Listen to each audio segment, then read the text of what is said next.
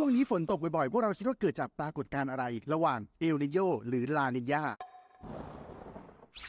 คำตอบก็คือปรากฏการณ์ลานิญาโดยปกติแล้วเนี่ยบริเวณมหาสมุทรแปซิฟิกนะครับก็จะมีลมพัดจากฝั่งตะวันออกมายังฝั่งตะวันตกซึ่งถ้าเกิดลานิญาเนี่ยลมนี้ก็จะพัดแรงขึ้นทำให้บ้านเราเนี่ยก็คือบริเวณเอเชียตะวันออกเฉียงใต้ได้รับอิทธิพลของลมนี้มากขึ้นและได้รับอิทธิพลของกระแสน้ำอุ่นมากขึ้นฝนจึงตกเยอะนั่นเองดังนั้นถ้าใครไปไหนมาไหนอย่าลืมพกร่มกันนะน้องคนไหนยังจำไม่ได้คุณก๊อฟก็มีเทคนิคการจำมาให้จำคำว่าลานิญาโดยดูคำว่าหญ้าก็คือต้นหญ้าเราจะเจอต้นหญ้าเมื่อมันมีความชื้นและฝนตก